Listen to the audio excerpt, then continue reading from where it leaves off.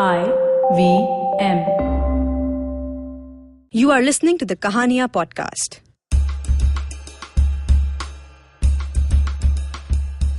Kahaaniya is a series of open mic storytelling events organized by Tape a Tale. The stories you're about to hear were recorded live. They are told by the people who've lived them. This week, we feature two of these very special and unique tales. Our first story is by Melaine Morgan and is called I Met My Dad for the First Time When I Was 24 Years Old. March 31st, 2016. I was 24 years old. Was the first day that I can actually admit that I knew both of my parents. So growing up, I would never really ask my mom about my dad because it just seemed like the norm for just like a mom to be around the kids and raising them. But as I got older and I became a little more curious about, my other half, I just really started to wonder, like, who my dad was and why he wasn't in my life and why I had never, like, seen him or seen a picture or anything about him. And I would ask my mom, but you could tell that it was always a sensitive topic for her to talk about, and she really didn't want to talk about it. Like, she would, like, freeze a little bit, and she would become a little speechless every time she had to speak about him. But then after, time went on, I just really wanted to know. Like, I was reaching out to his sister on Facebook, and she's the one that actually united us. She actually arranged a phone call for me to speak with my dad for the first time ever. And I was so nervous. So this guy's voice, he picked up and he's like, Melanie Michelle Morgan. And I'm like, oh my gosh, this guy just said my whole government name. And we had like a very short convo because we wanted to arrange a time to actually meet up face to face. We decided that we were going to meet at the McDonald's in Penn Station. So I remember speaking with my grandmother because my mom was at work. And this is my grandmother on my mom's side. I remember telling her that like my dad was late and I wasn't sure like if he was coming or not. So she told me, if he doesn't come in 10 or 15 minutes, you get on that train and you come home. And I really couldn't be upset with her because, from her standpoint, I can understand she doesn't want me to be hurt. And honestly, I didn't really know if he was going to come or not, even though we had spoken on the phone and everything seemed so promising. He wasn't around for so long. So I guess I wouldn't have been surprised if maybe he didn't show up. But he did.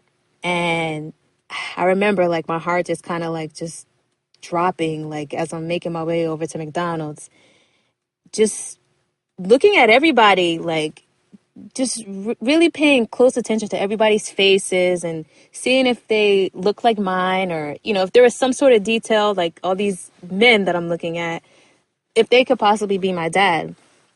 So when I finally get to Penn Station and I'm looking around and I just remember like locking eyes with this one guy after just looking in such confusion, and we just looked at each other, and it was one of those moments where we didn't know each other, but we knew each other.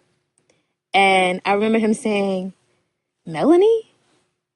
And then I looked and I'm like, Willie Morgan? And he was like, yeah. And then we just hugged and we were very, very excited to see each other. And I remember asking him questions like, were you in the hospital when I was born? And his response being, no. And him even saying that, he was scared, to be a father. And he just left my mom when she was pregnant with me. But then he also mentioned that he had a rough upbringing and he was adopted and it was tough for him.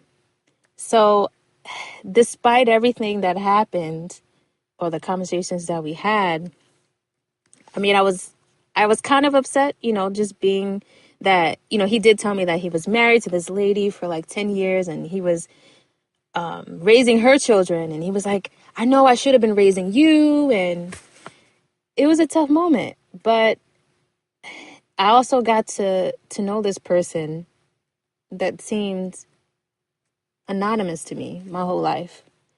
So it was great, to learn about him and to really get to know him. So a year has passed. It's May 16th, 2017. I'm 25 years old. And some things in life don't have to be left a mystery. That was Melaine Morgan. Stay tuned because we have for you after this break. Hi, I'm May, and I'm a huge fan of the indie music scene in our country. A scene that's relatively underground, even though it sometimes peeks its head overground. But there's no shortage of talent, and I get the privilege of interviewing some of the most awesome musicians on my show. I've had the likes of Euphoria, Krish Kale, Hardcore, Randolph Correa. I've had singer-songwriters, folk singers, electronic music producers, playback singers, rappers, fusion artists, instrumentalists, classical musicians, and so on. Whether mainstream or not, these people have chosen to release their original music, and these are the people currently shaping the direction in which our music scene is heading. Join me on my show every Monday and tune in to discover the unique talent coming out of India today. You can catch Made in India on your favorite podcasting app or our very own IVM podcast app. Welcome back to the Kahaaniya podcast. Our next story is an anonymous story, and it is called To My Rapist. I'm sorry my little skin show evoked you to rape me. I was 4 weeks old when my parents saw me on the sonography screen. They didn't know whether I was a boy or a girl. I was living there happy inside, knowing that the strong woman is taking care of me. My daddy was in tears when he saw me on the screen for the first time. I was out on the 9th month, and as every parent is happy to bear a child, so were mine. They raised me with full of dreams and ambitions. But now, I'm scared. Scared of fulfilling so many dreams of people living near me. The flashes of the night I want to forget. The scars of my body I want to rub. The night I wish was a nightmare. The night I wish I could have never met. Every second of my life reminds me of every dirty touch made on me. They took it all from me. I was lying there numb, naked. Wish anyone could have heard my screams. Wish my veins could have stopped supplying blood then. My heart beating faster than usual. I screamed, no, no, no, stop, wait. My skin bleeding, my eyes crying. I was thrown on the streets with people gazing at me. The night was darker, darker than it could be. It ripped out my soul. It took me beyond me. And now, I lay here on the floor. The touch makes me scared. It's hard for me to get out of the bed, and even harder for me to talk. My throat chokes every time I utter. I don't feel the cold breeze of the winter nights, nor the warmth of the summer. I see red spots everywhere, and each time I rub my eyes it increases. I see those people staring at my room. I want to run. Run away from this world, which gave me no reasons to stay. My body has lost functioning. My brain's flashbacks the dark night. My uterus bleeds. The scars of my body makes me peel off my skin. I cannot walk miles again. My hands don't coordinate with my legs. I am numb, living here as one more example why daughters of my country are not safe. I'm sorry that my long kurta evoked you. I'm sorry for walking down the streets at 8 p.m. I'm sorry that my little skin show evoked you to rape me. Do not take it as an advantage when I come to you at 12 in the night asking for a favor because I'm new in the city and that I'll miss my last local. I'm apparently not being full charged to call a cab. I saw you thinking that a man would take me home safely. I'm sorry that my parents raised me in a healthy society where boys were as equals to girls, where short skirts didn't define my character and my black dress to my knees didn't evoke people to rape me.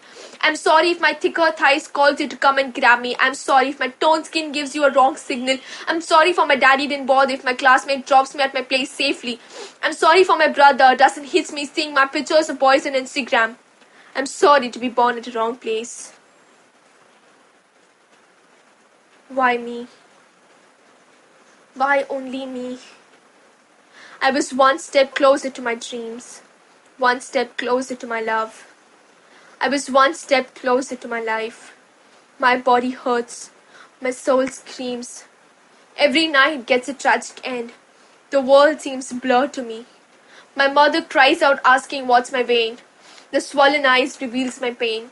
My cheeks have become pale now. The hair on my body, I don't care now. I sit staring at the phone for hours, waiting for someone to come and take care now. The music seems fade to me, the tunes don't make me dance now.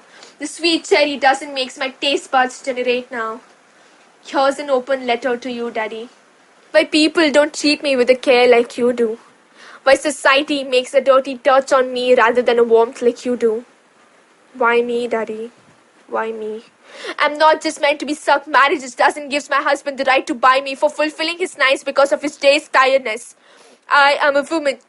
I am a girl. I am a right. In a country that we reside into registers 92 rape cases each day, you do feel safe now, don't you? Out of this statistical number of 92, these are the cases which are only registered. Think about so many cases which go beneath and are left unheard. The statistics goes on increasing. These numbers are just for the sake of rape and molestation. Have a minute to think about other social causes every woman in this country goes through. They include child abuse, women not getting equal wages as men, kidnapping, girl trafficking, sex workers, and also women who have been constantly raped in the name of legal rape culture, all thanks to the rape allowed in marriage system. 1 in 7 women will be sexually assaulted by a husband. In rural areas and many other small parts of our country which are not even visible on our globes, in such places, the scream of all rape victims fall on deaf ears. This country has witnessed so many deaths of its daughters who have been publicly raped and been thrown on streets, left naked. Cases like Nirbhaya still evokes and shakes our nerves. To all the people listening to me right now, here's the truth I want to put forward to you now.